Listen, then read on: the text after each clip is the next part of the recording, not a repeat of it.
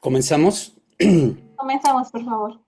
Muy bien, bueno, antes que nada quiero darles la bienvenida a este tercer Congreso Internacional, El papel de las artes, un diálogo entre instituciones, el arte un camino para la inclusión y la paz. Hoy nos convocan las ponencias que tienen que ver con esta mesa que se titula Cultura Digital, Accesibilidad y Paz, en donde vamos a escuchar diferentes propuestas que tienen que ver precisamente con temas vinculados a la cultura digital, al uso de plataformas digitales, a las tecnologías de la información y comunicación en general, y cómo éstas pueden eventualmente contribuir a esta cultura de la paz que tanto necesitamos y en donde la variable tecnológica cobra una importancia crucial. Hoy, como habíamos comentado, tenemos tres ponencias que escucharemos. Eh, una se llama El arte y diseño inclusivo para la paz a través de la cultura digital universitaria, de Ivette Vilchis Torres, del Centro de Investigaciones Multidisciplinarias en Educación de la Universidad Autónoma del Estado de México. La otra ponencia es Narrativas Transmedia y Educación hacia modelos de aprendizaje inmersivos y participativos. Imparte Armando Navarro Suárez y Rubén Guillermo García Martínez, docentes de la Universidad Autónoma de Baja California. La tercera ponencia es Aplicación ética de la inteligencia artificial en proyectos culturales, mediación, accesibilidad y democratización del arte, a cargo de Gabriela Urquieta, gestora cultural e investigadora en innovación cultural. Les recuerdo, para su presentación, que contamos con 10 minutos para que puedan presentar su contenido. A los 8 minutos les estaremos dando alguna señal o haciendo algún aviso para que se prevengan, tomen en cuenta que tienen 2 minutos para el cierre y entonces puedan administrar más eficientemente su tiempo. También es bueno decir que al final de las ponencias tendremos un espacio para preguntas, para algunas dudas y para poder comentar un poco el contenido de las ponencias y tratar también de llegar a una conclusión de esta experiencia de hoy en esta mesa de cultura digital y cultura de la paz. Entonces, estamos también grabando la sesión y vamos a proceder a la primera ponencia. No sé si ya Beth está lista, si no podemos continuar con algún otro ponente. Y Beth, ¿sí estás por ahí? O tal vez no se conectó Ivette. Continuamos con la siguiente, si les parece. Narrativas transmedia, si están los ponentes y nos pueden hacer el favor de presentar. Hola, Les buen día, claro. agradecemos. ¿Puedo compartir pantalla? Sí, adelante. Un momento.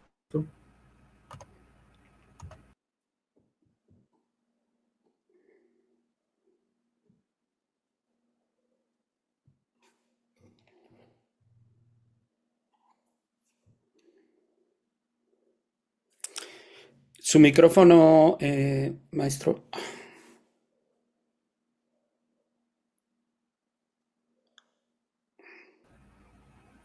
Ahí ya Ahí está. está.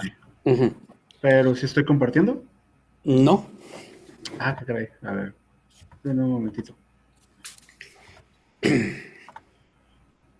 Ahí está, ¿ya me estoy Ahí escuchando? está. Sí. Muy bien. Ok. Bueno, repito, el tema de esta ponencia es narrativa transmedia y educación hacia modelos de aprendizaje inmersivos y participativos. Nosotros somos el doctor Armando Navarro Suárez, quien se encuentra participando en consejo técnico de la misma universidad de la cual estamos representando, que es la Universidad Autónoma de Baja California, y un servidor, maestro Rubén García, de la Facultad de Artes Mexicali.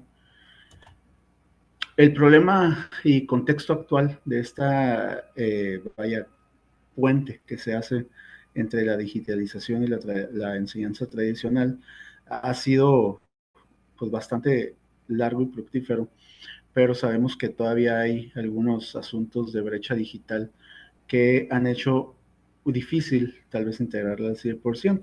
La enseñanza tradicional que generalmente tenemos y que todavía podemos encontrar en algunas partes de nuestro país y inclusive de la misma universidad, puede limitar la motivación, participación y aprendizaje significativo de los estudiantes en el aula contemporánea, tomando en cuenta de que estamos llenos de pantallas, tenemos aparatos los cuales nos llenan de contenidos diversos, ya sea los audiovisuales, al mismo tiempo solamente audio o solamente el video.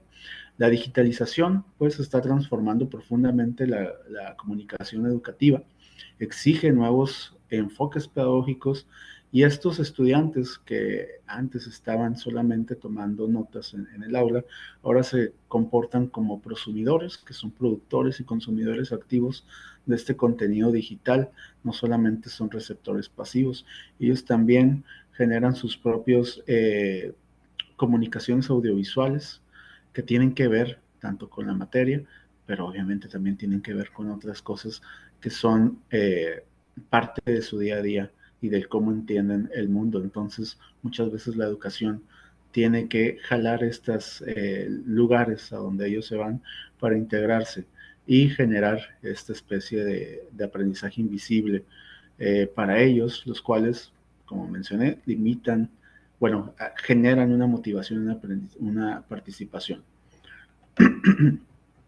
La transmedialidad y la educación son un nuevo paradigma.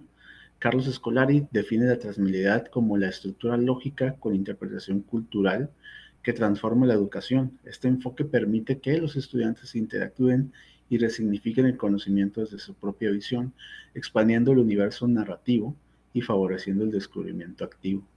Tenemos pues que se genera una estructura lógica de la interpretación cultural, los materiales de transmedialidad de la era digital generan en nosotros un descubrimiento cultural grande en el cómo se comunican, en el cómo cambia el lenguaje.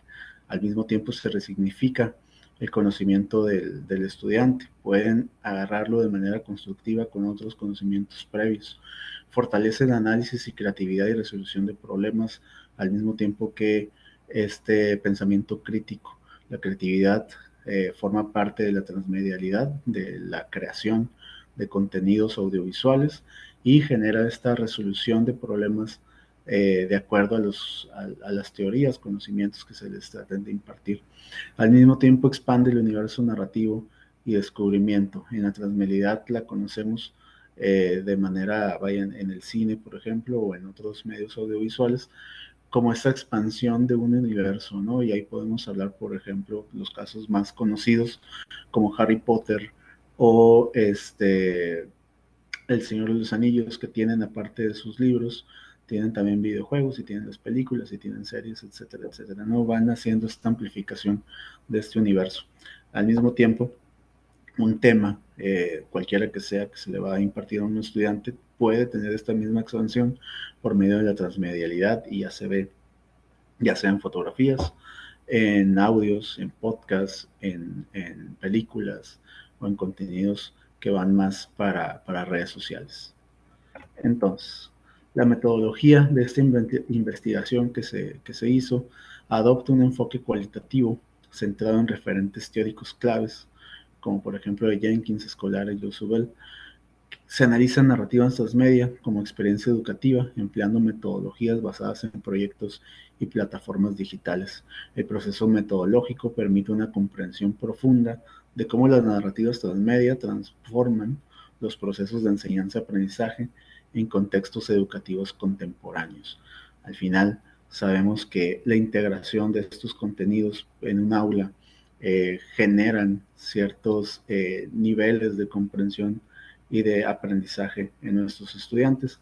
Y se trata de que estos contenidos que se den jueguen por medio de esta transmedialidad. Encontramos o se encuentran resultados en estas investigaciones de la narrativa transmedia y estudiantes. Encontramos que la participación activa es central en el aprendizaje transmedia. Los estudiantes crean contenido colaborativo mediante video, podcast u otros formatos digitales, transformándose en prosumidores autónomos, como comentaba hace un momento. Y la autonomía es algo muy importante dentro de la transmedialidad. Se fortalece el aprendizaje del estudiante. Este aspecto es vital, ya que descentraliza la idea del docente como fuente principal de conocimiento y permite a los estudiantes que se involucren de una manera activa y autodidacta. Al momento de hacer algún proyecto escolar que tenga como fin, ya sea un podcast, un video o algo que vaya a ser vaya transmediático o audiovisual, se generan estas estructuras nuevas de lo que es un tema, un concepto, y se bajan a lo que es la realización del video, ¿no? Y se genera esta, no, perdón, se me olvidó el nombre, sí, esta abstracción de lo que son los conocimientos para ponerlos ya sea en un guión audiovisual y colocarlos de esa manera para, vaya, ellos solos aprenden haciendo ese video acerca de esa temática y se van dando también aquellas retroalimentaciones. El aprendizaje significativo también, cuando conecta con conocimientos previos, se fomenta esta autonomía del pensamiento crítico. Las experiencias transmedia favorecen la contextualización de contenidos mediante recursos audiovisuales, dinámicas interactivas y estrategias colaborativas que pueden fortalecer la motivación y el compromiso del mismo alumnado. Al incluir dentro de nuestras aulas lo que ya es un cañón, una computadora y bocinas, se puede generar algún tipo de conexión entre las temáticas que se ven en una clase, entre los conceptos que se ven en una clase, con distintos materiales, ya sean películas, ya sean podcasts, videos de YouTube, etcétera, con los cuales se va integrando esta motivación de querer aprender y de entender que no solamente el profesor es aquel que sabe todo, sino que también hay un mundo afuera, lo cual te va a dar otras perspectivas y se analiza aquello con este pensamiento crítico, ¿no? De toda la información que se recibió, que puede ser vasta en un poco tiempo, porque a veces los videos funcionan así, se puede llegar a conclusiones muy interesantes y se puede llegar a estrategias colaborativas para generar un conocimiento nuevo o reforzar un conocimiento. En el lenguaje audiovisual en la comunicación, los contenidos audiovisuales plantean espacios de aprendizaje y conocimiento de los mismos. La interacción se logra, entre ellos requiere un entendimiento del uso del lenguaje audiovisual, por lo que no solo se requiere la implementación, también requiere su interpretación. Esto que decía hace ratito de generar un propio video para entender un concepto, pues requiere de cierta abstracción de los elementos que contienen ese video para generar algo visual, algo auditivo con ello. Entonces se tiene que generar también esta interpretación de lo que es el conocimiento que ellos van a tratar de elaborar en un video didáctico. Esta lógica de convergencia resulta especialmente relevante dentro de la educación, ya que permite articular estrategias pedagógicas que integran videos, podcasts, videojuegos, redes sociales y plataformas interactivas como parte del mismo ecosistema del aprendizaje. El aprendizaje ya no solamente se da en lo que es el aula, sino también navega entre otros sitios, entre otras plataformas, ya sea plataformas educativas como Classroom o Blackboard, pero también las redes sociales por medio de grupos y por medio de videos que se pueden subir a estas mismas y se genera una especie de foro por medio de los mismos comentarios que se le pueden dejar ahí y hay una retroalimentación muy interesante. Es fundamental para que todas estas cosas puedan converger una planificación didáctica adecuada para maximizar este potencial de contenido audiovisual. Si bien es muy interesante utilizar tanto video como audio dentro de nuestros recursos para generar una educación. También hay que tener una planeación de estos recursos para, vaya, tener ese equipo y ese material que se necesita para llevar a cabo la práctica, cómo saber qué se tiene que hacer cómo se tiene que hacer y cuál es el fin de esta práctica didáctica, ¿no? Entonces, siempre se va a requerir esta otra parte de la planeación para estos nuevos lenguajes audiovisuales dentro del aula. Como conclusiones, porque sé que aquí el tiempo apremia un poco, esta transmedialidad es una estrategia dinámica con gran potencial educativo que transforma el rol del estudiante en receptor pasivo a prosumidor activo y autónomo. Es importante que para nosotros como docentes en el área de las artes exijamos a nuestros alumnos la creatividad, exijamos también la autonomía y exijamos esta actividad de conocer o de practicar con aquello que nosotros hacemos. En el caso de nuestra escuela, que es una escuela de cine y medios audiovisuales, con estas acciones que nosotros tomamos, algunos elementos, ya sea teóricos, de concepto, de social incluso, llevarlo a lo que es el rol del material didáctico y entenderlo como una especie de guión, entenderlo como una especie de narrativa también y sacarlo, ya sea con estas cosas transmediales, ¿no? Como si fuese un podcast, como si fuese un audio, como si fuese un GIF, como si fuese también hasta memes y stickers. Se genera algo completo por medio de estos conocimientos y el estudiante pues puede ser esto más autónomo y puede tener un conocimiento o un aprendizaje más significativo. También se fomenta el pensamiento crítico a la hora de saber qué poner, qué no poner dentro de estos materiales como docente también. Y se crean experiencias educativas más humanas, creativas y participativas. Invitamos a los estudiantes, a los maestros, docentes que nos acompañan a explorar, implementar modelos transmedia en la educación para abarcar por medio de distintos materiales audiovisuales, visuales solamente o sonoros, aquellas cosas que se pueden tener en un potenciar este tipo de estrategias. Y pues nada, muchísimas gracias por el tiempo. Muchas gracias al doctor Rubén García por su participación y también por apegarse al tiempo que tenemos destinado. Me parece que sí, ya está aquí con nosotros la maestra Gabriela Urquieta. Si pudiera compartir su presentación y la pantalla es toda suya para su ponencia. Sí, buenas tardes, ¿qué tal? A ver, mientras la tecnología me colabora, primero mandarles un gran saludo desde La Paz, Bolivia. Desde acá, uno entiende, gracias a estos espacios también que la universidad genera. No sé si ya se está viendo la presentación. ¿Todavía no? A ver, permítanme. Bueno, mientras una vez más la tecnología me colabora.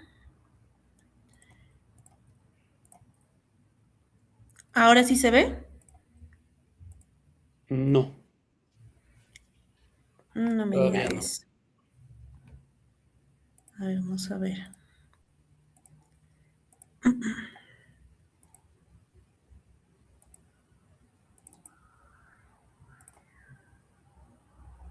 Por favor, me avisan cuando se vea. Ya lo estoy compartiendo nuevamente. Sí, todavía no la Pero, vemos, maestra. a ver, si no va a tocar hacer la capela para no copar más del tiempo, pero desde ya primero les agradezco un montón a este espacio que genera la universidad, porque así uno principalmente entiende que las fronteras en los temas culturales no existen, porque veo que estamos compartiendo experiencias y principalmente problemáticas que más allá de la situación geográfica, tenemos todos que compartir y principalmente colaborar de manera unidireccional, ¿verdad? Bueno, yo les voy a explicar una investigación que he estado trabajando, que es sobre la aplicación ética de la inteligencia artificial, concretamente en los proyectos culturales. Voy a aplicarlo en tres aspectos que son en los que yo trabajo, que es la mediación, la accesibilidad y la democratización del arte. Mi nombre es Gabriel Urquieta, yo me dedico a la gestión de proyectos culturales como tal, tengo un MBA y adicionalmente soy ingeniera comercial, sommelier y narrador oral. Para empezar esta exposición, me gustaría primero dar como una introducción sobre la inteligencia artificial. Creo que sería una pérdida de tiempo explicarles a los ponentes qué es la inteligencia artificial, porque creo que ya se ha convertido en lo que es el día a día. Desde una pregunta que hacemos a una inteligencia hasta cuestiones que ya ni siquiera nosotros sabemos qué hay detrás, ¿no es cierto? Pero lo importante de saber de la inteligencia ahora es de que estamos en una época muy particular de la historia humana en la que si bien mencionan que esta es la nueva revolución productiva de la humanidad, es algo mucho más complicado que eso, porque las grandes revoluciones en la productividad se han dado a través a veces de décadas. Esto de la inteligencia artificial varía de mes a mes, casi de semana a semana. Entonces, como el flujo de esta innovación tecnológica está yendo más allá de lo que es como tal la humanidad misma, es decir, la tecnología está avanzando y ni siquiera nosotros nos estamos acoplando a ella. Lo interesante es que la inteligencia está avanzando de una manera en la que básicamente se está modificando mientras nosotros nos estamos acostumbrando. En este sentido, en el de nosotros empezar a manejar la tecnología como tal, lo interesante es de que la tecnología también está devorando muchas de las partes sociales del ser humano. De esto se podría conversar mucho tiempo, pero en lo que vale la pena de hablar de los proyectos culturales, hay una situación de riesgo muy grande, porque el uso poco ético o sin ética de la inteligencia artificial, lo que está provocando es una tensión en lo que es el trabajo cultural y la innovación. No es ajeno para nadie ir a un museo, a una muestra cultural o incluso hacer arte de manera moderna que se esté consultando algo de una inteligencia artificial, hasta lo que se está haciendo en toda Latinoamérica, que ya se está volviendo muy común, de generar publicidades de proyectos culturales a través de inteligencia artificial, ¿no es cierto? Entonces, esta tensión está haciendo que como la tecnología esté avanzando más allá de lo que nosotros le podemos seguir, se está comiendo también parte de la sociedad. Y siendo mi trabajo en aspectos culturales, es algo a lo que yo le estoy haciendo mucho seguimiento. En esta situación, lo que hice fue desarrollar una investigación cualitativa en el marco también de lo que la reunión de la UNESCO sugería en el 2021. En el 2021 ya había atisbos de que la inteligencia artificial merecía una base ética para su tratamiento. Ese trabajo es el resultado de un análisis de distintos proyectos que he ejecutado, colaboraciones con amigos, colegas, tanto en Bolivia como también en su hermoso país, México, Colombia, Argentina y otros que me han ido colaborando también con cómo ellos hacían gestión cultural. Concretamente, el sistema ético que yo propongo es dividir el uso de la inteligencia artificial en dos aspectos grandes. Primero, el uso de la inteligencia artificial durante el desarrollo de proyectos culturales y otro sobre la relación con el público. Me voy a detener un poco a explicar cada uno de ellos. Durante el desarrollo de proyectos culturales, es mucho el uso que se está haciendo la inteligencia artificial para facilitar ciertas tareas operativas. Y eso, por supuesto, no está mal visto de ninguna manera. ¿Cuál es el problema? Que en el uso, una vez más, no ético de estas inteligencias o de esta tecnología en general, también se está mellando lo que es los procesos culturales en sí mismos. Entonces, yendo al grano, yo propongo tres propuestas, valga la redundancia, perdón, tres propuestas de planteamientos éticos para el uso de la inteligencia artificial, que son los siguientes. Número uno, que la inteligencia artificial se use con un propósito. Es decir, no utilizar la inteligencia artificial solo porque está de moda, que es también lo que está pasando mucho, de que un proyecto se venda mejor o que tenga más alcance porque dice en el título con inteligencia artificial, cuando por el uso de esa inteligencia se puede estar mellando el aspecto cultural. Segundo, la evaluación anticipada del impacto. Es también importante medir que si vamos a utilizar una inteligencia artificial durante el desarrollo de un proyecto, esto va a tener una consecuencia. Por supuesto puede ser mínima, pero también es importante darle unos minutos a pensar qué estamos haciendo concretamente con esa inteligencia. Tercero, que la preservación de la complejidad de lo que es el aspecto cultural debe ser algo que debe considerar principalmente el que opera la inteligencia artificial. ¿Por qué? No se olviden que las inteligencias tienen como base hacer un extracto de la información y en el aspecto más posible minimizarla. Pero los que trabajamos en la parte cultural sabemos que eso es también minimizar tanto el objeto como el sentido del producto cultural como tal. Entonces, esos son 3 aspectos que deben ser muy cuidados. Ahora, la relación ética con el público. La relación ética con el público se refiere como tal a cómo nosotros que hacemos proyectos culturales vamos a manejar la información que le vamos a dar al público como tal. Y en ese sentido, por supuesto, también tengo 3 opciones. Un planteamiento ético sería que la IA no es una opinión.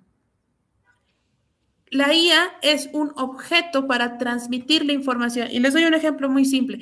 En un museo que se está utilizando una inteligencia artificial, por ejemplo, para generar una imagen que represente a un pueblo indígena, la gente tiene que saber que esa persona está representada por una IA. Es tan simple la ética como poner esta imagen es generada por IA. ¿Por qué? Porque muchas personas llegan a ver ese aspecto como una realidad cuando no puede no ser cierto si es que no se ha curado correctamente. El quinto precepto de este sistema es la equidad en condiciones de uso, que quiere decir que algo que está pasando mucho con los proyectos que se está haciendo con inteligencia artificial es que no se está midiendo del alcance de estos mismos productos con qué públicos y también se está de alguna manera discriminando públicos. Es decir, por hacer que este proyecto tenga la etiqueta de inteligencia artificial, no se está tomando en cuenta que las personas que no tienen alcance a esa tecnología no lo van a poder recibir. Entonces es como un avance de esta lucha permanente que tenemos en temas culturales de los productos que se hacen para forma rural o para urbano, ¿no es cierto? Entonces, como estamos permanentemente avanzando en la parte tecnológica, cada vez se está haciendo más urbano los productos y menos rurales, en el sentido de que no se está considerando el alcance que llegue también a personas que tal vez no tienen ni internet ni celular.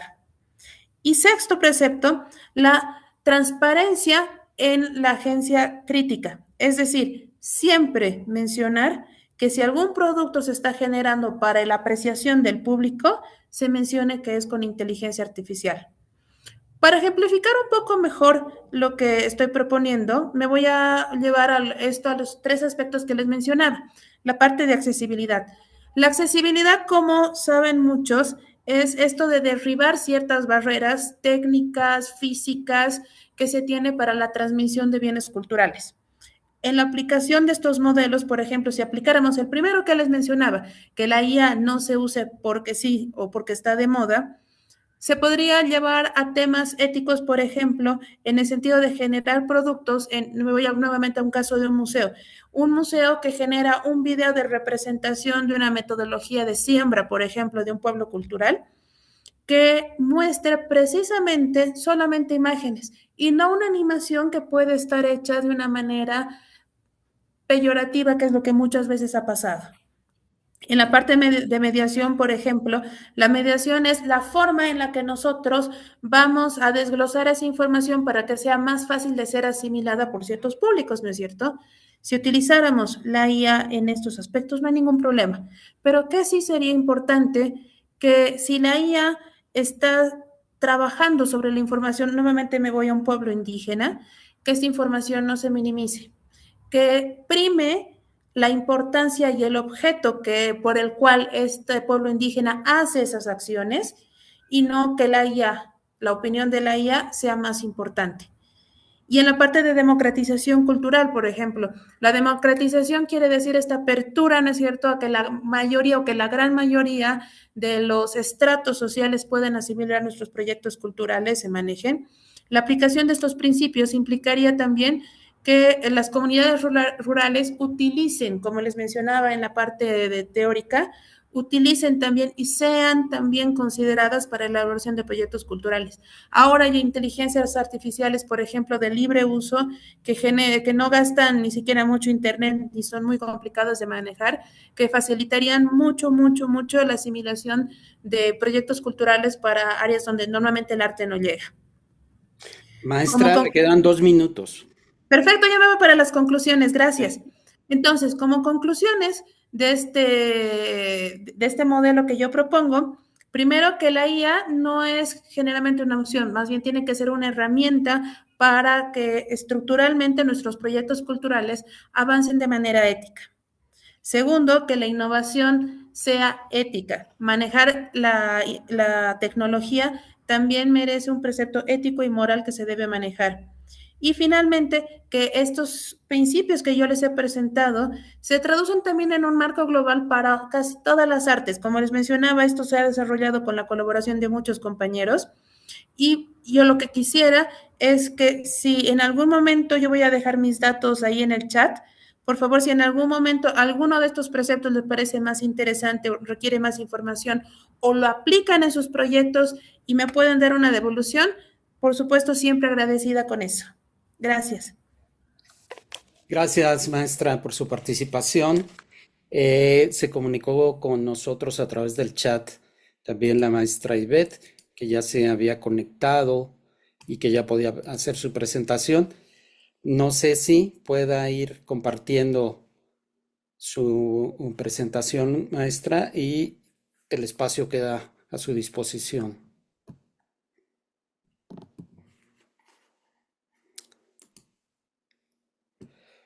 Si está la maestra Ivette, o nos decía que tenía problemas de conexión. Ah, sí, está con nosotros. Adelante. Buenas tardes. A ver, les platico, me escucha, me escucha. Se corta la conexión, maestra. De repente la escuchamos, de repente ya no. Está intermitente. Aquí ya no le escuchamos nada. ¿Me escucha? Ahora sí, Bueno, ¿me esperemos. escucha? Sí, ahí está mejor. Fue la luz, el internet y los datos de teléfono. ¿Sí? Ah, ¿Ya ok. me escucha entonces? Sí, ahí ya la escuchamos y ya vemos su presentación. Muy bien, muchas gracias. Pues entonces doy inicio. Gracias por la oportunidad. Les comentaba, se fue la luz, no tengo internet por el momento, entonces voy a dar inicio. La presente ponencia aborda el tema de arte y diseño inclusivo para la paz a través de la cultura digital universitaria. Actualmente las instituciones de educación superior viven procesos acelerados de digitalización. Mm. Se está yendo su señal, maestra. La perdemos. Han transformado No la escuchamos, maestra. Se está yendo su señal totalmente casi. Allá no la escuchamos nada.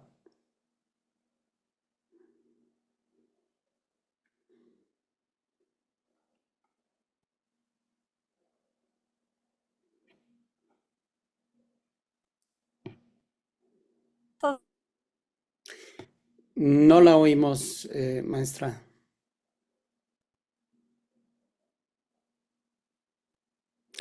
No sé si se pudiera mover o, o eventualmente retirar su presentación a ver si mejora su señal. y las No la escuchamos.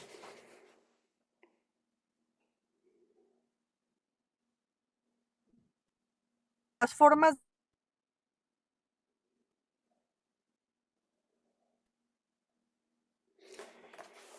Maestra, no la escuchamos prácticamente nada.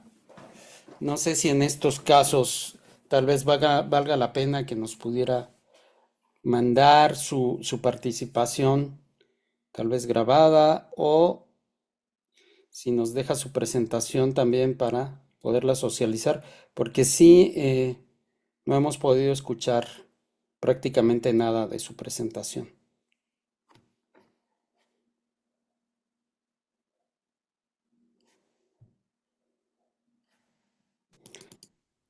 Si se puede comunicar a través del chat y así sabremos también que nos está escuchando. ¿Ya me escuchan? ¿Ya me escuchan? A ver, ahí ya la escuchamos ¿Sí? mejor. Sí, Ok. Le esperamos que no comentaba, se le corte. comentaba que, le comentaba que se fue la luz Sí, y estoy entonces con los datos del teléfono queriendo compartir y demás, pero eso es lo que se me está complicando. Bueno, sí, entonces estaba con que,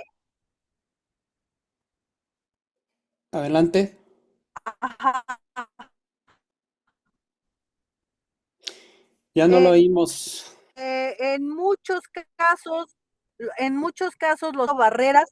mm, Sí, voy a tratar de moverme a otro lugar. Si me dejan al final, se lo voy a agradecer. Si nos quiere poner en el chat y en lo que nos comenta, porque si no la escuchamos. Sí, es que ya estamos al final, maestra. Ya las otras dos ponencias ya se dieron y ya nada más estábamos esperando que mejorara la conexión con usted.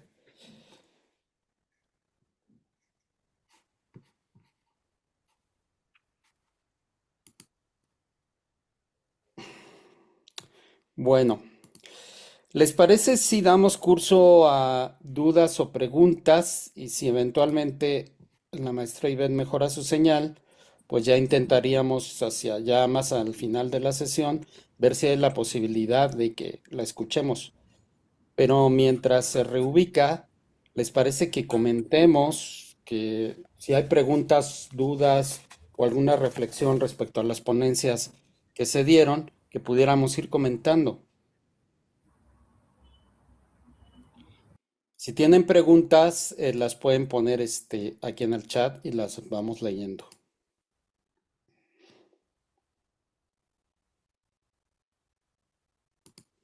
Si nos dice Secretaría Particular que pues bueno, ya estamos finalizando y la mejor opción es la que yo comentaba hace rato, que se pudiera grabar la ponencia, que nos la enviaran y la pudiéramos compartir a través de las plataformas que tiene el Congreso a su disposición. Entonces, para seguir con el curso de la mesa, esperaríamos nada más ver si alguien tiene una pregunta o una reflexión o comentario No sé si acerca. ahora me escuche mejor. Sí, le decíamos, maestra, que como estamos ya hacia el final de la sesión, si nos pudiera mandar mejor su presentación grabada y nosotros la compartimos para que la gente que participa en el Congreso la pueda ver más adelante.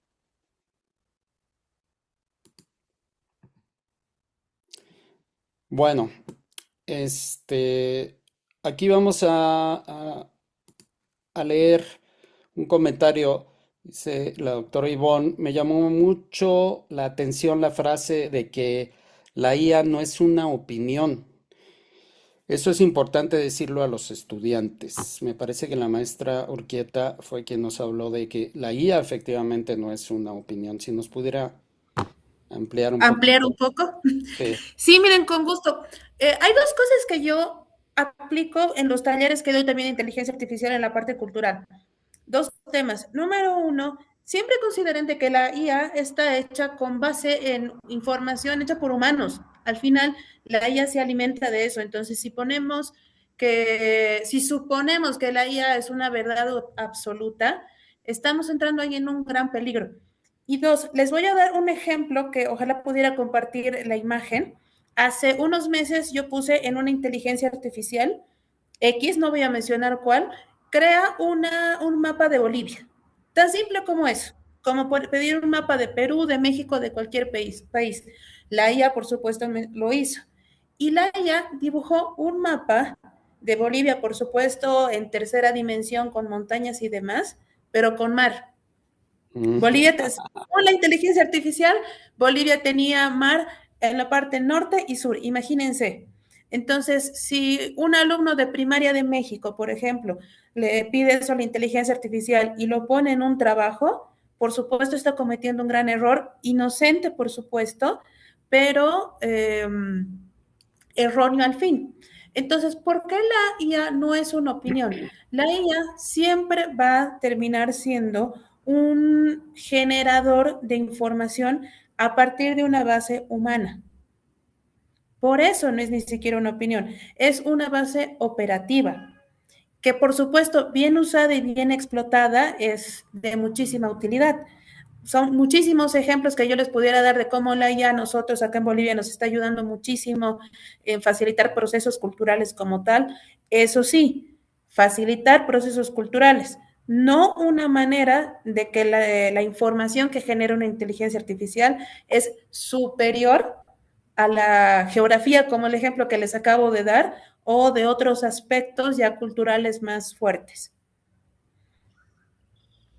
Muchas gracias, maestra. El maestro Rubén dice que es importante acoplarnos a las nuevas tecnologías y plantear el pensamiento crítico desde las nuevas formas de aprender. Estas nuevas formas de comunicación nos acercan más a las nuevas generaciones. Entonces, no sé si alguien quiera comentar o si el maestro nos quiera...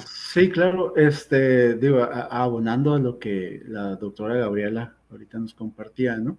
Esto sobre el pensamiento crítico de estas nuevas tecnologías y cómo se pueden utilizar, ¿no? Siempre habrá información que nos llevan estas tecnologías y que nos transmiten, pero no quiere decir que todas estas informaciones sean verídicas, ¿no? O tengamos que creer en ellas. Y ahí es donde entra la capacidad del alumno de discernir con esta misma tecnología, de discernir con estas mismas informaciones que te suelta y compararla con otras, ¿no? No quedarse con una sola. Y en ese sentido, creo que es importante acoplarnos nosotros como docentes a estas mismas tecnologías.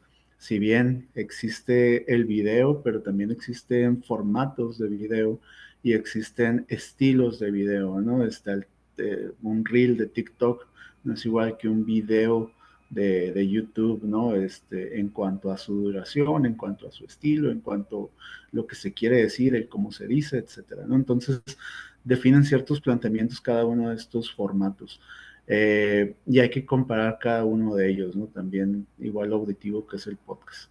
Entonces, aprender a eso, a integrarnos, perdón, en las tecnologías, es aprender también a discernir con ellas y también a valorar si aquello que nos pueden aportar es positivo o no. Muchas gracias, maestro. Yo le preguntaría, si me permiten hacerles una pregunta a partir de lo que presentaron y sobre todo a la maestra Urquieta. En el campo de la cultura, además de los diferentes dilemas éticos que plantea la inteligencia artificial, pues a mí me parece que hay uno central, que es el tema de la autoría, de la obra generada o por inteligencia artificial o la intervención o colaboración de la inteligencia artificial para la generación total o parcial de una obra de diferentes tipos. Entonces, aquí en México tenemos un poco resuelto el problema, pero me parece interesante que también nos dé una perspectiva desde su país y desde su experiencia también como gestora cultural. Ustedes tienen un avance muy importante con la inteligencia artificial, envidiable la verdad, que de alguna manera lo vamos a tomar, yo creo, espero, como laboratorio también los países de más abajo, ¿no? Me parece que lo más importante es lo siguiente. Lo que yo les he planteado son aspectos éticos en función a partes muy posicionadas de lo que es un proceso de generación de un proyecto cultural, ¿no es cierto? Como todo proyecto, todo tiene etapas. Yo generalmente doy clases y promuevo el uso de la inteligencia artificial en las etapas que corresponden, por ejemplo, ejecución, administración, bueno, y otras etapas que puede tener un proyecto cultural. ¿Por qué? Porque a mí me parece importante que la gente admita que está utilizando inteligencia artificial. Hay que empezar por eso. Admitir que uno está utilizando inteligencia artificial, yo creo que no tiene nada de malo. ¿A qué me voy con su pregunta y con lo que está haciendo México, que es un avance importantísimo? México lo que está haciendo es proteger la parte cultural. Es decir, si yo voy a trabajar en literatura quechua, por ejemplo, lo que yo tengo que hacer es respetar a los autores, a los escritos quechuas como tal. Si para desarrollar eso yo voy a utilizar inteligencia artificial, me parece perfecto. ¿Para qué lo puedo utilizar? Por ejemplo, para desglosar un audio en un escrito. Que eso, los que han hecho alguna grabación o alguna entrevista, llevarlo al papel son horas de trabajo. En la inteligencia artificial, esos a veces son minutos. Entonces, eso me parece un buen avance. Pero la parte ética, como usted bien dice, es respetar la autoría de lo que se está haciendo. Y en la parte cultural, básicamente hay dos autores. Están los que generan cultura, pueblos indígenas, generadores modernos, alguien que está haciendo una danza moderna, y en el aspecto cultural es muy, muy particular, porque por supuesto ya hay mucha cultura generada antes de la inteligencia artificial, entonces también se trata de proteger ese tipo de cultura desarrollada en un momento donde no se veía ni en 1000 años las situaciones que estamos viviendo, ¿no es cierto? Y segundo, los que hacemos la recopilación. Y ahí el mensaje principal para los que hacíamos mediación, recopilación y trabajamos en medios culturales relacionado con la IA, y regreso a lo que mencionaban en los comentarios, la IA no puede ser ni siquiera una opinión en nuestro trabajo. Nosotros tenemos que tener tanto el respeto como el conocimiento de mantener el significado como tal de sus bienes culturales y protegerlos también de lo que es la banalización. Y aquí me voy a ir a un tema muy concreto relacionado también con lo que mencionaba de autoría, porque si no lo hacemos, ahí estamos entrando en el enemigo número uno de la cultura, que me parece que es la apropiación cultural. Y eso nos está pasando en todo lado, más allá de las fronteras.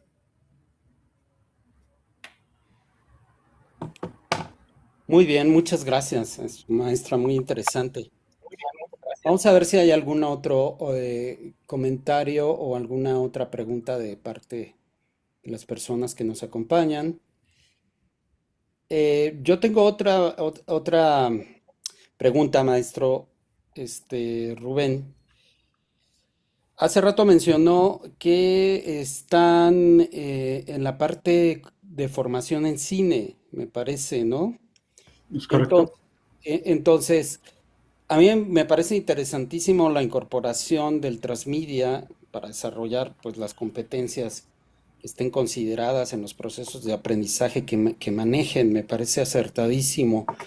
Pero también sabemos que la narrativa transmedia se ha ido desarrollando también como parte de diferentes industrias, ha dado lugar a perfiles profesionales ya muy concretos derivados con la narrativa transmedia, como pudiera ser el manager de transmedia, ya en los equipos o staffs pues más elaborados que generan comunicación en agencias o en estructuras de comunicación.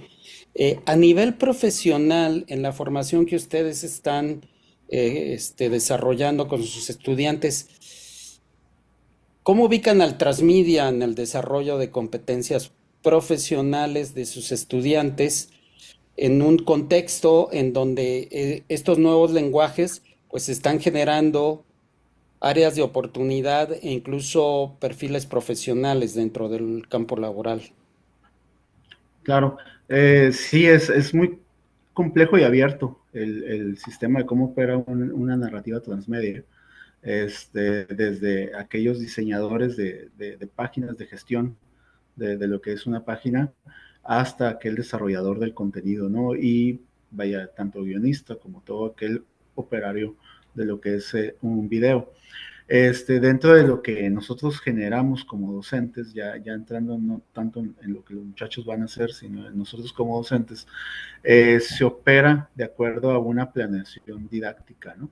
Si el tema, por ejemplo, en el caso de la escritura de guión, ¿no? Podría ser el monólogo, o cómo se escribe un monólogo, o las etapas del monólogo, o los tipos de monólogo, se va eligiendo, se va haciendo una curaduría de, de videos, de películas, de series, etcétera, en las cuales se pueda observar aquellos tipos o aquellos contenidos que se quiere dar dentro de esa materia, pero al mismo tiempo generando textos abajo de esos videos para que vayan viendo cómo el actor dice estas líneas y dónde hace las pausas y cómo utiliza comas, puntos, etcétera, cómo se ve en el formato de guión, y al final una cosa colaborativa entre los muchachos. Pueden hacer un ejercicio desde la nube, donde ellos se pueden conectar a su dispositivo y hacer, un texto, ¿no? Hacer una pequeña escena sin ni siquiera utilizar papel lápiz, ¿no? Todos ellos se van conectando y van manipulando lo que es esta escena. Y todo eso se va viendo en un proyector que se está en el salón, ¿no? Entonces se va gestionando de acuerdo a los materiales que hay disponibles también dentro del aula, pero también a lo que genera una planeación y lo que genera una curaduría de lo que son los elementos que se van a poner en clase. Muchas gracias, maestro. Tenemos una pregunta del doctor Armando Navarro. Me parece que incluso va conduciendo, por eso le vamos a decir que si nos las plantea aquí rápidamente, directamente. No, no era pregunta, era complementar. Mi trabajo es con el maestro Rubén. Adelante, entonces, perfecto. Y básicamente complementar esto que bien menciona el maestro Rubén, tiene que ver con cómo concebimos la parte transmedial dentro del aula de manera práctica, con una cuestión muy sencilla, pero lo vemos también que a la hora, por ejemplo, de explicar ciertos temas que tienen que ver con índoles sociales, el hecho de ver una película y la película tome o retome estos elementos, nos permite ahondar un poco más también lo mismo, ¿no? Pensemos, por ejemplo, en películas históricas, o sea, con corte histórico, que nos permite tomar narrativas de este índole y poder también profundizar en eso, ¿no? No solamente hablando en el nivel de licenciatura que nosotros estamos, sino también particularmente hablando a lo mejor en educación básica. Un tema de que podría ser, por ejemplo, la historia de México, lo podríamos ver desde la perspectiva de algún audiovisual y complementar. Siempre hablamos de complementar porque pues tenemos otros medios con los que habitualmente estamos trabajando. Muchas gracias, doctor. Pues muy interesante. Para ir cerrando, porque se nos acaba un poco el tiempo, hemos tenido, creo, dos ponencias muy ricas en cuanto a planteamiento de nuevos lenguajes y formatos, nuevas maneras de contar historias, como es el transmedia, pero también como un recurso educativo, pedagógico dentro del aula, y la urgencia de ir recuperando estos lenguajes y estas nuevas maneras de contar, de plantear contenidos y de utilizarlas para fines también de formación de nuestros estudiantes, no solo para esas aplicaciones que ya hemos visto en el transmedia, que van desde lo publicitario hasta la divulgación de la ciencia, el periodismo incluso, ¿no? Entonces, muy interesante que se ponga sobre la mesa este tema. También los dilemas éticos de la inteligencia artificial. Creo que es una preocupación que ha generado ya algo de literatura en el campo de la investigación de inteligencia artificial, pero la parte creo que le urge, y en ese sentido la ponencia de la maestra Urquieta contribuye, es examinar estos dilemas éticos, estos cuestionamientos, estas problemáticas y tensiones de la IA que se generan en el campo de la cultura, en el campo del arte, en el campo de la gestión cultural.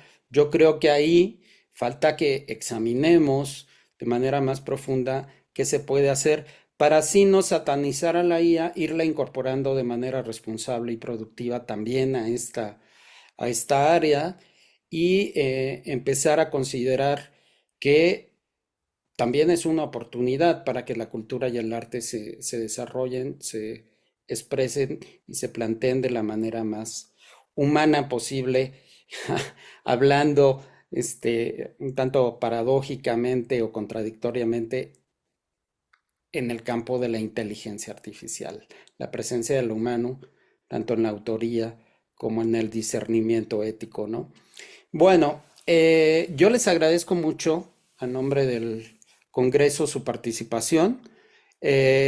Ya oportunamente se compartirá la ponencia de la maestra Ivette que no pudimos escuchar por problemas de conexión y pues invitarlos a que continúen en las diferentes actividades que tiene el Congreso y que pues sigamos disfrutando de las mesas, de las ponencias y participando en lo más que podamos para aprovechar estos espacios dedicados al arte, a la cultura de la paz, a la cultura en general, ¿no?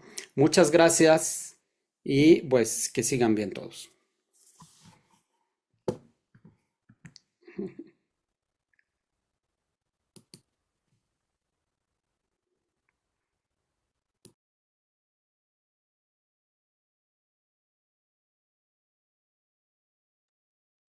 Agradecemos la presencia en esta mesa que recién termina. A continuación, en 2 minutos, iniciaremos la última mesa del día, la experiencia desde el espectador. Estoy observando que ya se encuentra el doctor Elías Paracelso. La maestra, perdón, ¿es usted maestra doctora Amalia Soto? ¿Cómo me refiero a usted? Disculpe.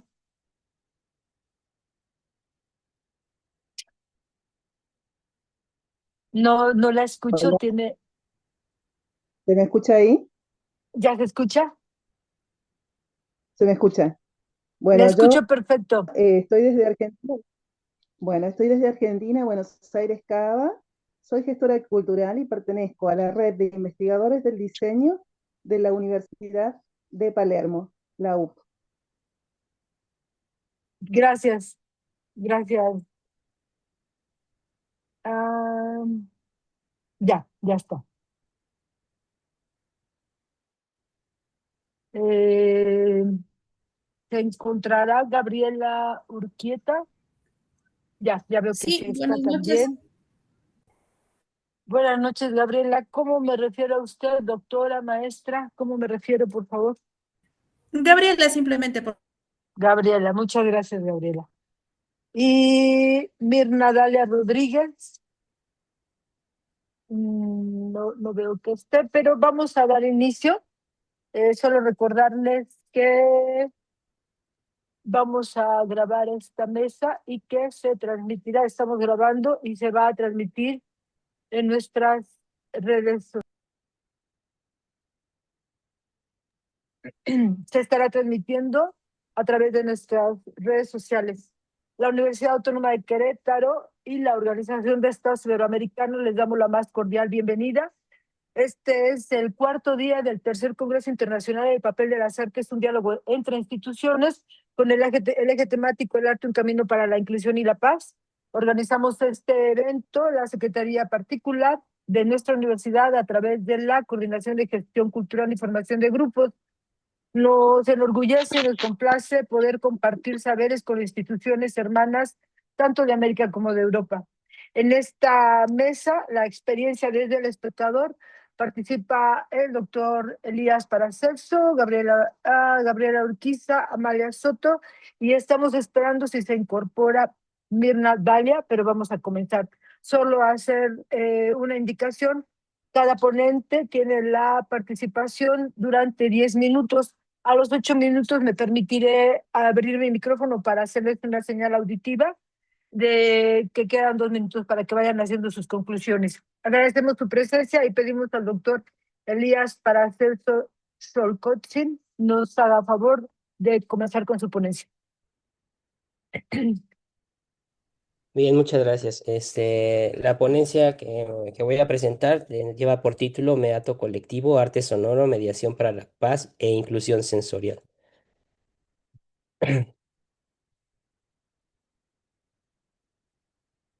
Hablar de paz, de mediación y de inclusión en los espacios contemporáneos, como en el arte o en general, suele remitirnos de inmediato a marcos jurídicos, tratados políticos o discursos teóricos altamente abstractos. Sin embargo, la propuesta que hoy nos convoca, que traigo para ustedes, parte de una premisa radicalmente distinta de carácter somático y fenomenológico. La paz y la inclusión no son conceptos puros de la razón, sino que experiencias corporales que se cultivan de manera primordial a través de la escucha. Históricamente, nuestra civilización occidental ha estado dominada por lo que diversos autores llaman la hegemonía de lo visual.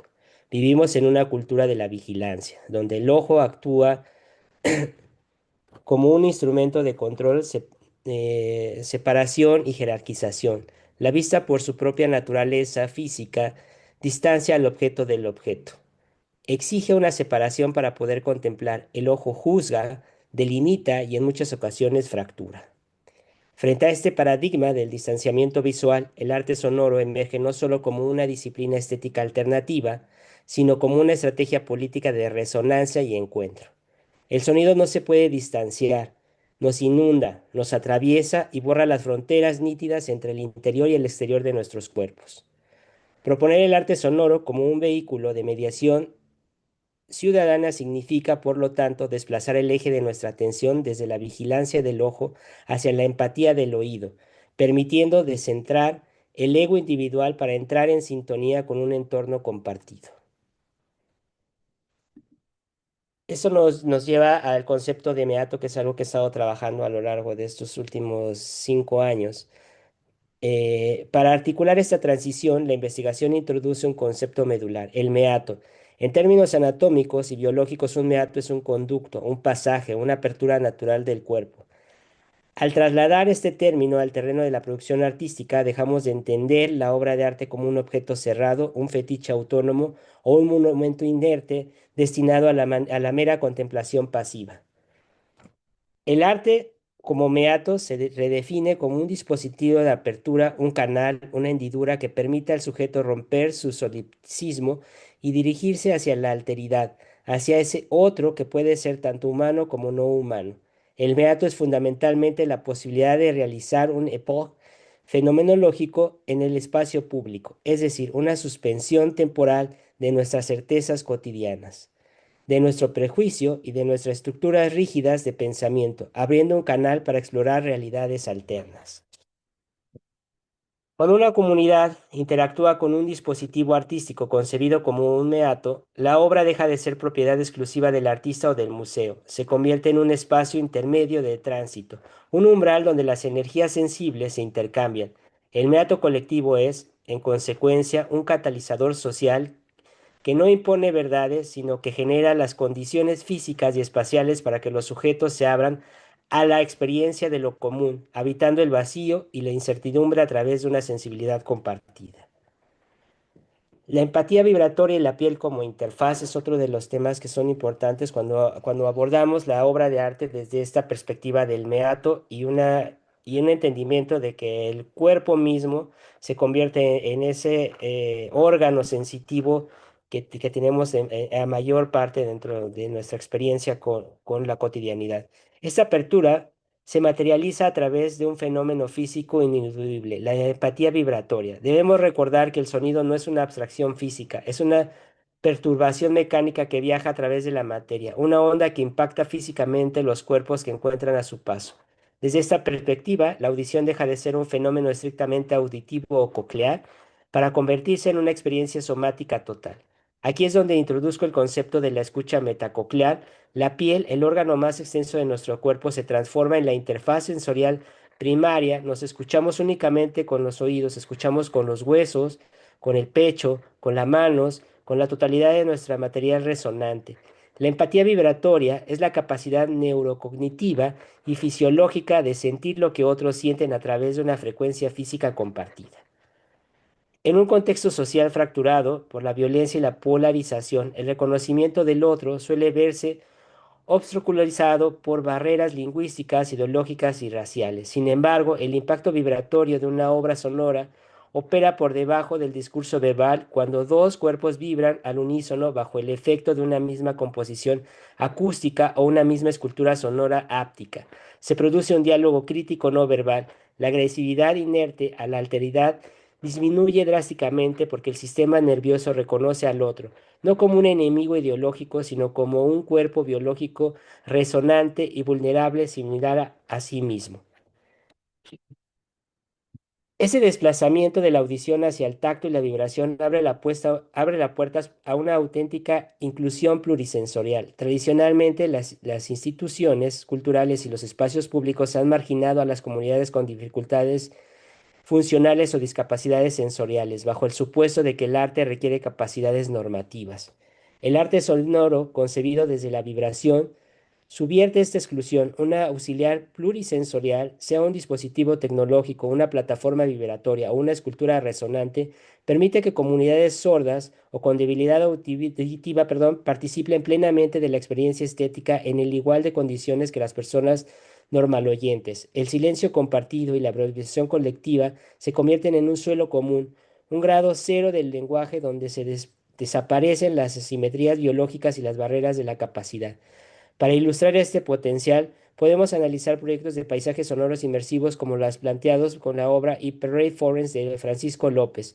En esta experiencia, la composición acústica emancipa los sonidos de sus fuentes originales, permitiendo al espectador, ahora oyente participante, sumergirse en una realidad acústica autorregulada y adaptativa. No se trata de una simulación o una fracción escapista. Es una realidad activa que estimula el sistema propioceptor al interactuar con estos paisajes. Los participantes activan áreas cerebrales vinculadas con la orientación espacial, la memoria afectiva y la conciencia ecológica, reconociendo que la presencia humana es solo una variable más dentro de un ecosistema complejo e interconectado. Llegamos así al núcleo político de la propuesta, el vínculo entre la ecología oral y la justicia cognitiva. El sociólogo Bordeaux de Sousa Santos señala que no hay justicia social global sin una justicia cognitiva global, es decir, sin el reconocimiento de los múltiples saberes y formas de experimentar el mundo que poseemos los pueblos. El arte sonoro actúa como una herramienta de justicia cognitiva al validar la escucha situada y lo que denominamos la escucha cero. La escucha cero implica aproximarse a lo sonoro desde una ontología inmanente, despojándonos de la asimetría de poder, los prejuicios sociales y las estructuras coloniales que históricamente han dictado que voces merecen ser escuchadas y cuáles deben ser silenciadas. Al reconstruir la sensibilidad ciudadana a través de talleres de paisaje sonoro, cartografías sutiles y archivos de memoria oral, el tejido comunitario se fortalece. La mediación sonora para la paz no consiste en apaciguar el conflicto de manera artificial, sino en generar una cultura de la escucha mutua donde las disonancias y las tensiones sociales pueden ser procesadas estéticamente. Al validar la bibliodiversidad y los saberes acústicos locales, se dota a las comunidades en situación de vulnerabilidad de una agencia política renovada, permitiéndoles disputar Maestro, perdón, públicamente, 2 minutos. Gracias. perfecto, el espacio público a través de la presencia y la resonancia. En conclusión, del espectador al oyente participante. Para concluir, quisiera enfatizar la trayectoria de transformación que esta investigación propone para el ciudadano contemporáneo. El modelo tradicional del consumo cultural no ha educado para ser espectadores pasivos, masas visuales que consumen imagen de manera voraz pero distante. El meato colectivo exige una metamorfosis hacia el oyente participante. Ese tránsito se despliega en 4 etapas fundamentales. Primero, la presencia, que implica situar el cuerpo consciente en el espacio vibratorio. Segundo, la sintonía, que es la capacidad de vibrar al áptico y energético que modifica nuestra subjetividad. Y finalmente, la paz, que deja de ser una utopía inalcanzable para convertirse en una práctica cotidiana de convivencia social cimentada en el respeto a la resonancia del otro. Como creadores, investigadores y ciudadanos, tenemos la responsabilidad de diseñar y defender dispositivos estéticos que abran meatos en la opacidad del tejido social contemporáneo. Solo cuando aprendamos a habitar el mundo, no desde la distancia vigilante del ojo, sino desde la intimidad compartida del cuerpo vibrante, seremos capaces de construir una sociedad verdaderamente inclusiva, plural y en paz. Muchas gracias. Muchísimas gracias, doctor. Qué interesante trabajo. Las vibraciones, ¿no? En un ejercicio colectivo, diciéndolo en una expresión simple, pero es tan interesante todo lo que nos acaba de compartir. Agradecemos mucho. Y por favor, a las personas que tengan alguna inquietud, comentario, ya sea ahorita para el ponente que recién termina o las personas que continúan compartiendo sus trabajos de investigación, les vamos a pedir que dudas, comentarios lo pongan en el chat de este Zoom. En caso de que no haya tiempo de leer todo, les invitamos a que la pregunta o comentario pongan a quién va dirigido, y si tienen algún mail de contacto lo puedan compartir. De alguna manera en este ejercicio también generamos redes e intercambios de saberes a partir de este congreso. Muchísimas gracias, doctor. A continuación pedimos a Gabriela Urqueta que le dejamos el micrófono abierto. A los 8 minutos le haré una indicación sonora para que vaya cerrando con los 2 minutos restantes. Muchas gracias. Gabriela, el micrófono es de usted.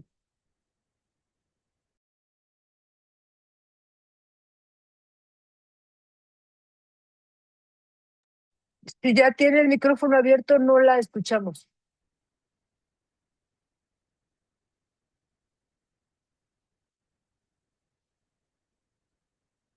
Gabriela Urquieta, no la escuchamos. Si nos puede escribir en el chat si tiene algún problema.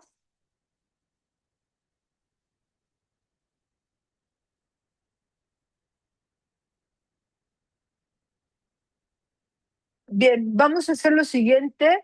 Gabriela, espero que usted nos esté escuchando. Lo que vamos a hacer para aprovechar el tiempo que tenemos de las ponencias es, le voy a pedir, por favor, a alguien del equipo, si le escribe a Gabriela Urquieta, que vamos a pasar ahorita con Amalia Soto, y abrimos la participación a Amalia Soto, esperando con Gabriela Urquieta tener comunicación. Muchísimas gracias. Amalia, si usted es tan amable de comenzar.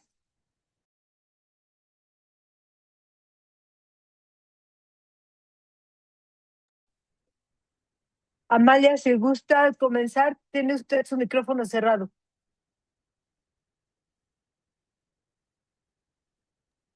¿Se me escucha bien ahí? Perfecto. Buenas noches. Mi nombre es Amalia, pertenezco a la red de investigadores del diseño de la Universidad de Palermo, donde también desarrollamos otros trabajos desde la gestoría cultural, también que me desempeño en Buenos Aires Cava con esa actividad. Y en esta oportunidad quisiera compartir un trabajo que se comienza a trabajar desde una provincia pequeña hacia la gran ciudad de Buenos Aires, pasando por diversos pasos y también por años de trabajo. La dramaturgia como un eje de comunicación de medios. El radioteatro como un ensamble de un orden entre la ficción y la realidad. Escribir para radioteatro requiere más de un elemento fundamental. La dramaturgia se transforma en un eje de comunicación y transforma muchos ámbitos, desde lo verbal hasta lo que tiene que ver con las redes entre distintas culturas. Este trabajo comienza con una provincia pequeña que se desarrolló en el 2019 en la provincia de La Rioja, Argentina, una provincia del norte. Desde allí, desde un medio local, Radio Fénix, se empezó a trabajar con un grupo de jóvenes a desarrollar estas historias y a contar justamente todo lo que tenía que ver con su paso desde lo tradicional hacia la comunidad. Desde esa transformación se fue trasladando a Buenos Aires y en el 2024 se pudo llevar por Radio AMET, acá en Buenos Aires Cava, otro proceso de transformación que fue de crecimiento cultural también, ya que en Buenos Aires se pudo implementar las distintas culturas de distintos países. Ya no se contaban las historias. Radio teatro en vivo, tu historia se puede contar Es un trabajo artístico que requiere mucho más de un solo elemento.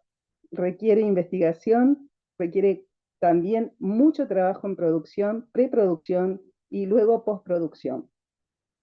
Este trabajo se llevó a cabo también en un medio local y el cual pudimos desarrollar con distintos extranjeros hasta nuestras producciones, historias contadas en rusos, en todo lo que tiene que ver con inglés, todo se fue trasladando a estos espacios de contar, de hacer arte por medio de la literatura escrita sonora. Este trabajo se fue desarrollando aún más. En la actualidad se está investigando en un espacio de crecimiento cultural, como es el espacio cultural Homero Mansi, un trabajo de seminario intensivo de 3 meses para adultos mayores. ¿Cómo? Este mismo proceso de crecimiento y aprendizaje de un arte tan antiguo, como le dicen, llevado a esta actualidad, puede desarrollar también las emociones de los adultos mayores y transformarse en unas historias para decir y contar. Un proceso que requiere más de un solo camino, requiere más de una sola conexión.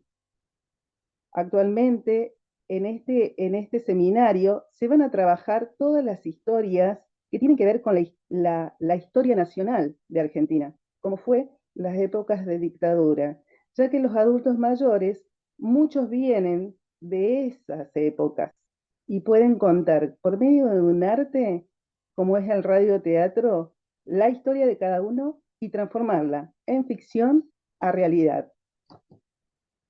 Este es un trabajo artístico que también se lleva a modo de investigación a la Universidad de Palermo, ya que fueron muchos años de proceso, con un formato que fue transmutando a través de los años, pero pasando de un escenario a otro, que tiene que ver con esta necesidad de decir. Pero se puede decir de distintos países, con distintas formas, con distintos idiomas, pero siempre hay una necesidad de hacer arte. El contar, el saber escribir, la forma de expresión, el radioteatro y lo que conlleva es conjugar distintos saberes, como es lo literario con lo sonoro, y contar una historia real o autobiográfica que luego la comunidad la recibe de manera inmediata a modo muchas veces histórica.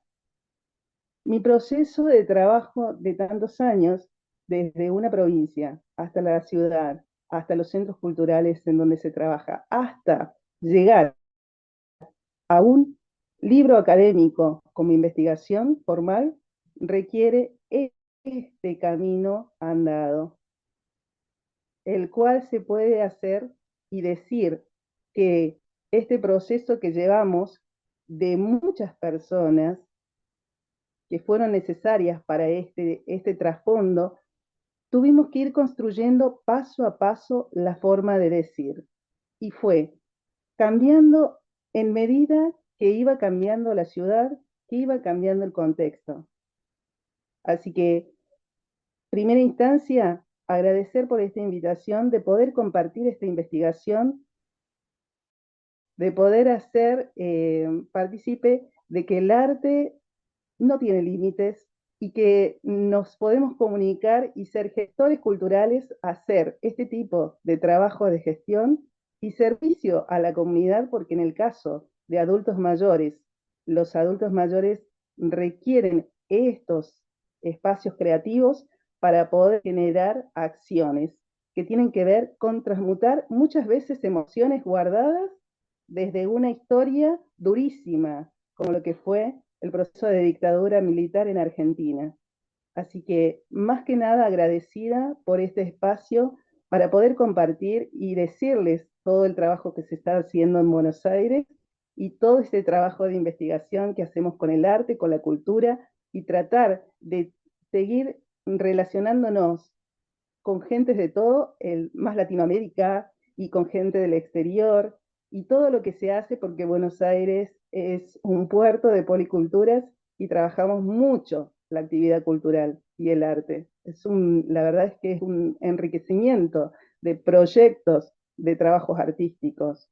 Así que nada, mi aporte fue contarles en esta ponencia, en esto, lo que fue decirles. No quiero profundizar en lo que es lo técnico del proyecto en sí mismo, porque me llevaría mucho más tiempo, pero sí contarles todo el proceso que se viene desarrollando desde muchos años y transformando en distintos espacios, y que los ámbitos culturales son necesarios para poder ejercer todos estos saberes.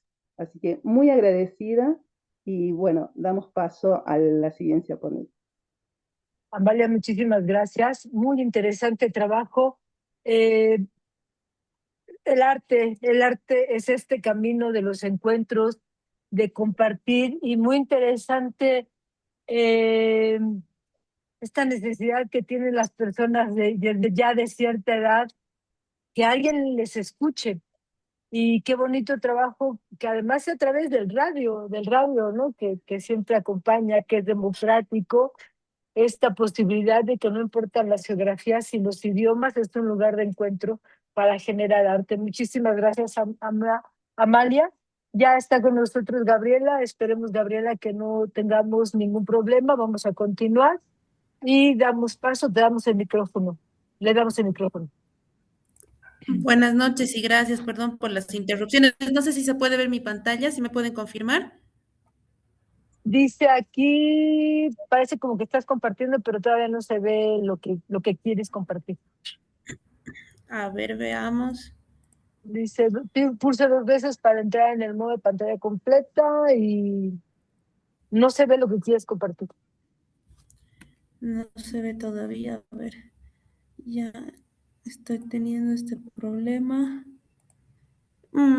Bueno, no vamos a demorar el tiempo en eso. Si se puede ver a mí, entonces hacemos esto a capela. Primero, buenas noches a todos los... Perdón, Dime. ¿te molesta si quitas la función de compartir para vernos? No, para mí. Gracias. Ahora ya sí. no te vemos. Ok. Voy con esto a capela entonces. Ya no te vemos a ti, ¿eh? ¿No me ven a mí? No, entonces, te escuchamos, pero no te vemos. A ver, la tecnología hoy no está de mi lado. Pero te escuchamos. Si quieres poner compartir y podemos verte, no importa, tú ponle compartir y así podemos verte a ti. A ver, ¿ella me pueden ver? No, pero no te preocupes. Si quieres, ponle compartir pantalla y no vemos tu presentación, pero podemos verte a ti. Bueno, entonces voy avanzando rápido porque el tiempo se está consumiendo. Buenas noches y gracias por estos espacios donde podemos compartir también lo que nosotros hacemos en esta parte del área cultural, ¿no es cierto?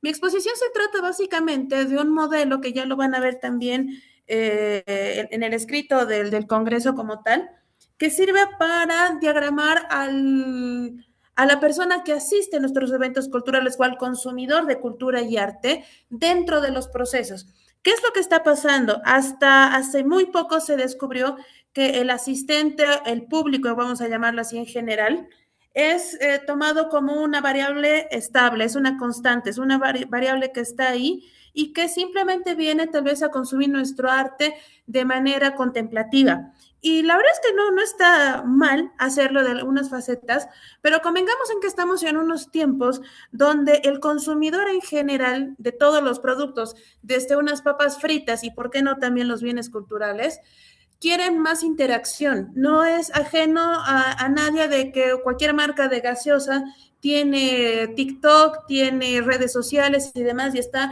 en constante comunicación con sus consumidores, más allá de lo que el mismo producto implique. Entonces, la gente que estamos en bienes culturales también tenemos que hacer lo mismo. En este aspecto es a veces muy difícil ver desde qué manera podemos integrar al consumidor cultural dentro de nuestros proyectos. Entonces, la iniciativa de este estudio ha sido principalmente generar un modelo que permita hacer esa decantación.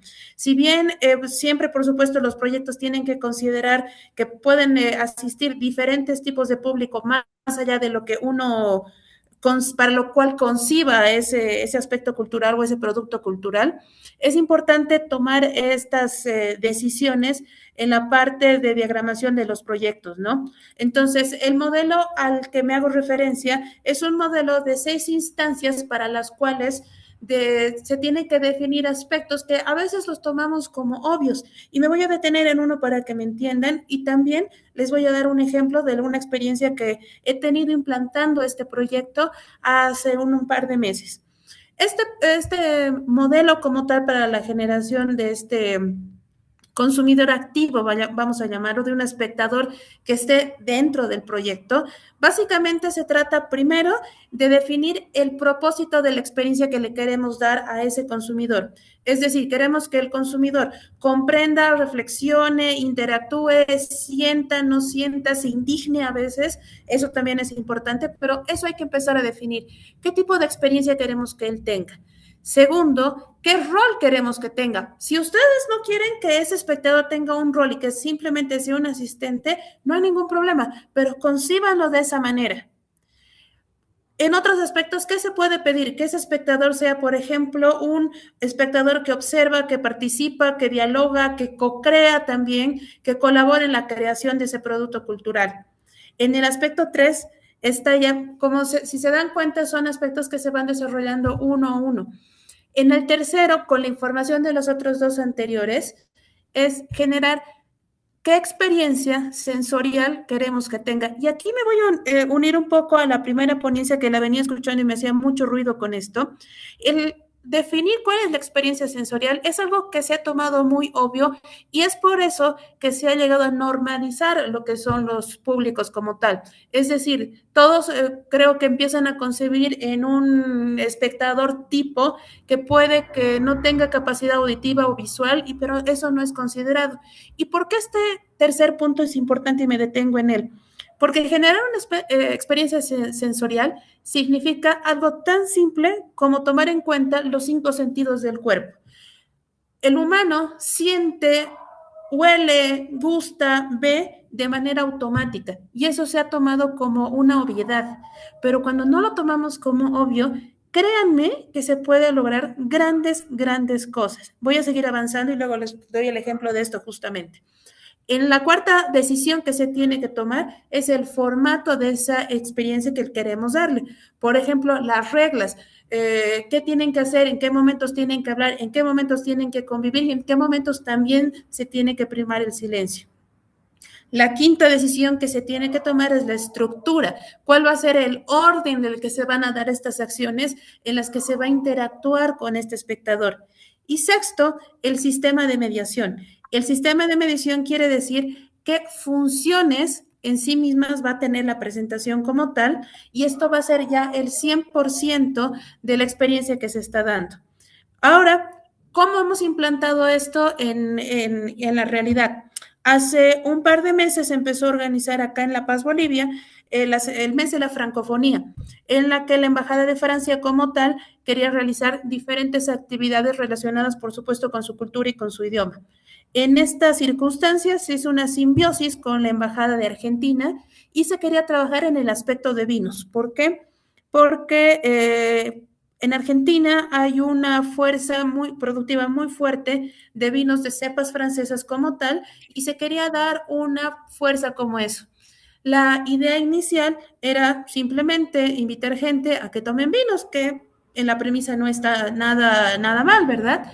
Pero con este modelo lo que hicimos fue generar una experiencia interactiva.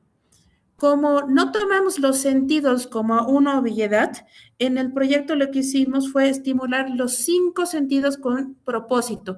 ¿Para qué? Para hacer que el espectador interactúe en la experiencia. Entonces, lo que se hizo fue una cata narrada.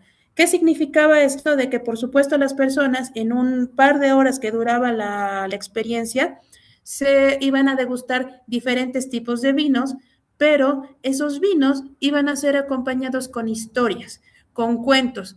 Y como yo siempre digo en estas situaciones, con los cuentos y con las historias que no llegan a la marquesina de los supermercados en el caso del vino. Entonces, en estas circunstancias, lo que hicimos fue darles una experiencia sensorial de 2 horas, como les menciono, en la que habían 3 vinos. Cada uno de los vinos venía acompañado con cuentos, con mediación y con interacción. El resultado fue una experiencia que incluso salió en los periódicos aquí de la ciudad de La Paz y que próximamente se va a repetir, pero lo que hicimos fue descongelar al público como tal de un área simplemente contemplativa a que interactúe con nosotros. Ellos fabricaban las historias, ellos olían en el vino la historia y sentían en los colores del vino también los colores de la ropa de los personajes de los cuentos. Entonces, Perdón, Gabriela, dígame. dos minutos para ir concluyendo, por favor. Gracias, ya concluyo. Entonces, la importancia de estos modelos es principalmente facilitar la toma de decisiones de nosotros los agentes que producimos cultura para generar estas experiencias que si bien en el caso que les estoy presentando es una experiencia de recreación en la parte de gastronomía, en otras instancias también es importante definirlas porque también implica tomar en cuenta las características de los públicos que pueden ser diferentes a las que normalmente están concebidas. Muchas gracias. Muchísimas gracias a ti, a usted, muchas gracias. Les pedimos quien tenga algún comentario, alguna pregunta que quiera hacer a los tres ponentes, a las dos ponentes y al doctor. Esperamos sus comentarios o preguntas. Yo quería, aquí está preguntando, Laura Pérez dice, para la maestra Amalia Soto, cuando habla de los adultos mayores, ¿qué espacios conoce para que puedan expresarse y compartir lo que tienen que contar? Muchas veces los talleres, exposiciones o espacios creativos están organizados por adultos jóvenes y quizá eso dificulta que los mayores se sientan identificados o incluidos. Bueno, justamente yo en primera instancia pedirles disculpas porque yo tenía un video para compartirles, pero hay problema de conectividad, no se pudo cargar bien. Bueno, tuve que ser resumida en lo que dije y no pude profundizar, pero es verdad. En Buenos Aires ya he trabajado con el área de adultos mayores en 2 centros culturales. La importancia es justamente desde el aprendizaje de sus posibilidades, ¿sí? Como ellos tienen por ahí, en el caso del manejo del cuerpo, de llevarlos a actividades que quizás los niños, que también trabajo con niños en los centros culturales, es diferente las actividades que se puede implementar. Este proyecto de radioteatro, Tu Historia se puede contar, que es un radioteatro específico, donde acá tiene que ver la experiencia de cada individuo que se relaciona o viene al taller, en este caso un seminario de 3 meses, se le da la herramienta de poder trabajar con ellos. El aprendizaje de, en primera instancia, el ABC de lo que es un radioteatro, de lo que es el medio, la proyección de voz, el armado de personajes, la creación del texto, la dramaturgia, la lógica de intensidad en las voces, la conexión en el tiempo de la salida al aire, la técnica, todos esos aprendizajes se van sumando a que ellos vayan incorporándolos. ¿Desde dónde? Desde el decir de ellos. Se trabaja en realidad su memoria, ¿sí? Esa cosa que ellos vivieron en alguna instancia, que les tocó vivir. Mucha gente viene muy quebrada por experiencias muy fuertes, como perder un hijo o un nieto, o como hablamos recién, en épocas de dictadura argentina, donde muchos realmente perdieron hijos, donde están buscando sus nietos. La memoria acá en Buenos Aires es una parte importantísima del decir. La creación artística, tanto el teatro, esto es la conjugación, un arte fusión, donde se conjuga lo que tiene que ver con la dramaturgia, con el arte teatral y con la técnica de radiodifusión. El medio, por también donde se transmite, la conexión, ¿sí? Porque tenemos distintas plataformas, tenemos canal de televisión, tenemos radio streaming, tenemos radio formal AM, FM, ¿por dónde? La vía por donde lo hacemos. también todos esos aprendizajes. Y el adulto mayor, donde ellos creen que la saben toda, vienen a un taller donde es de puro aprendizaje, de cosas que escucharon cuando eran niños. Los adultos, cuando vienen al arte del radioteatro, dicen, ay, pero cuando yo era chiquita me sentaba en la radio y recordaba que quería escuchar, no sé, en la Guerra de dos Mundos, quería escuchar esas obras teatrales majestuosas de la época del 60 y del 70, toda la magia de la radio, y ellos vuelven de vuelta como a su infancia por medio de ese arte. Pero el aprendizaje que se tiene es desde su conocimiento de vida. La historia se construye de una experiencia personal a la técnica de radioteatro formal. Y ahí es donde ellos ven la magia. Y ahí es donde ellos muchas veces sanan todas estas heridas que son muy fuertes, donde algunos también fueron encarcelados en esas épocas. Entonces se dice con arte lo que se tiene adentro. Y el adulto mayor va y se conecta con estos saberes. Es un proyecto realmente enriquecedor, de aprendizaje, de conexión, de saber. Luego se lleva como justamente en la parte de investigación, se proyecta toda la otra parte, ¿no? Se desglosa todo lo que es lo académico, todo lo que es lo formal, y se presenta así en la Universidad de Palermo. Muchas gracias, como un Amalia. proceso de proyecto de extensión llevado a la comunidad y luego se lleva de vuelta a la información escrita a la universidad y se proyecta todo lo que se trabajó en el campo. Muchas gracias, muy interesante, dice la doctoranda Teresa Albornoz. Yo era una de esas, yo también estoy viejita. Muchas gracias, Tere. Para el doctor Elías preguntan, después Entonces vamos de a tener que desarrollar... hacer un teatro, digamos. Sí, la idea es esa, ¿no? Compartir los saberes. Para el doctor Elías, después de desarrollar esta investigación, ¿hubo algo que cambiara su propia manera de entender la escucha o la relación con los demás? Totalmente, además, digamos que esta investigación me permitió explorar mi propio cuerpo y darme cuenta que hay una diferencia significativa entre la manera en cómo entendemos nuestro entorno a partir de la escucha con los oídos y cómo la atendemos en ese sentido de que damos prioridad y permitimos que sea a través de la cognición del cuerpo mismo la que nos permita atender esa cotidianidad y esas vibraciones que tiene con nosotros el entorno, ¿no? Y yo a lo largo de esta investigación también descubrí, pues me di cuenta que había ahí un problema degenerativo en mi oído y que eso me hacía entender de distinta manera el sonido, de tal forma que yo creía que todos escuchaban igual que yo y de ahí me di cuenta que no era verdad, que había otras maneras de entender la realidad, ¿no?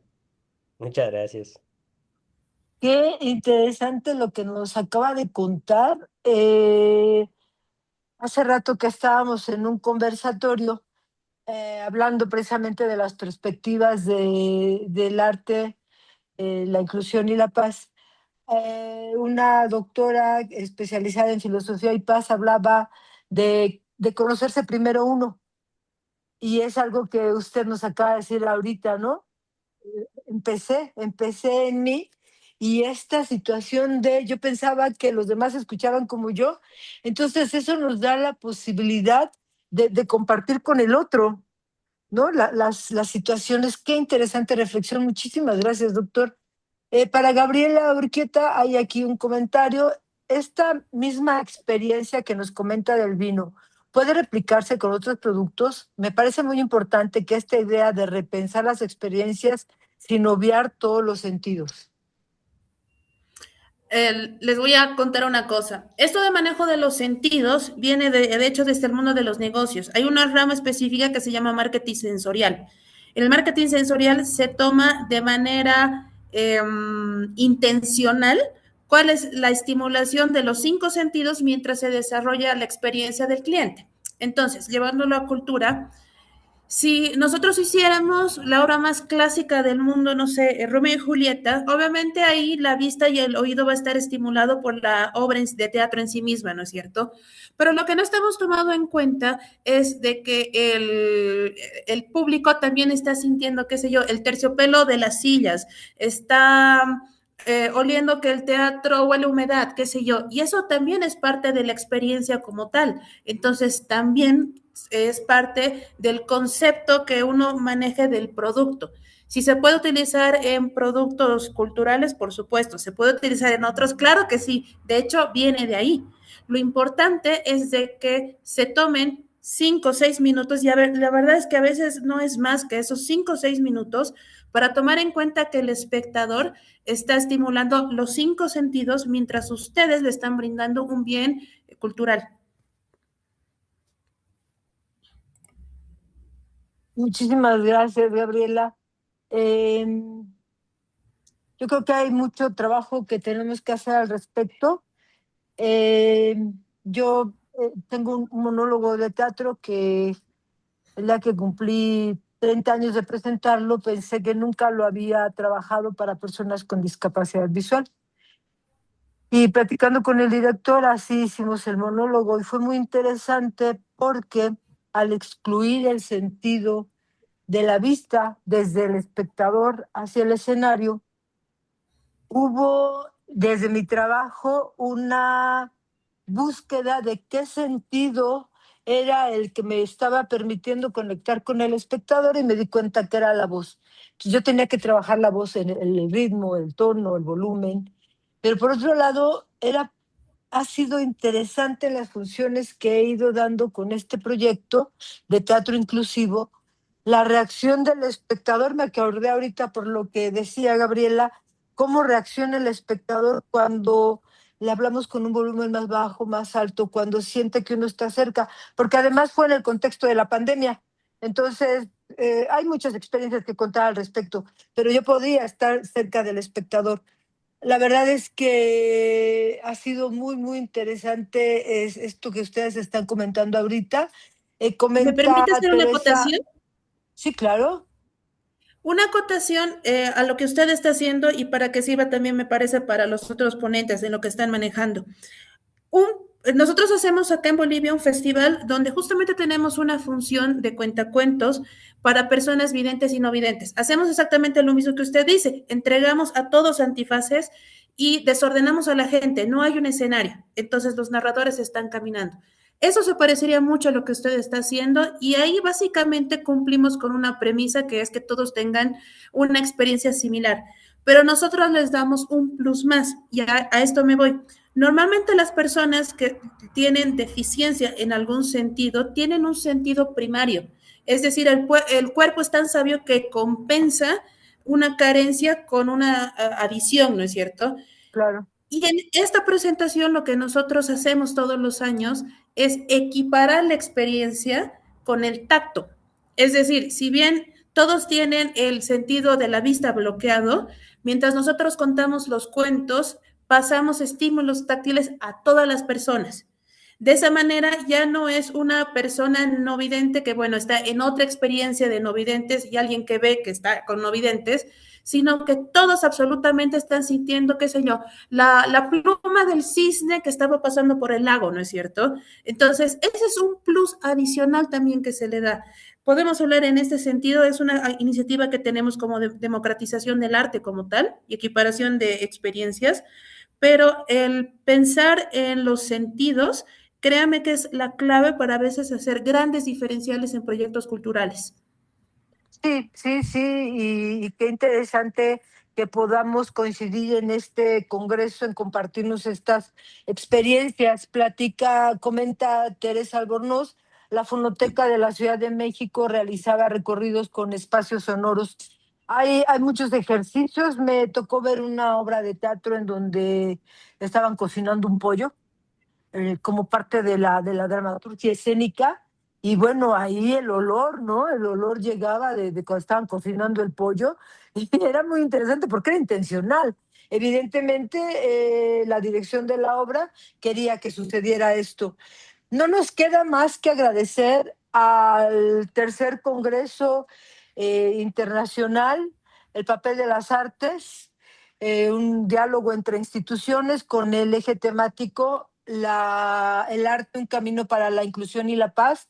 Les esperamos mañana desde las 9 de la mañana. Nuevamente tendremos mesa de 9 a 10, de 10 a 11, una conferencia de 11 a 12, otra mesa de 12 a 1, y a la 1 de la tarde cerraremos nuestro congreso en una ceremonia de clausura aquí en las instalaciones de nuestra Universidad Autónoma de Querétaro, en la ciudad de Querétaro, muy cerca precisamente de la capital de nuestro país.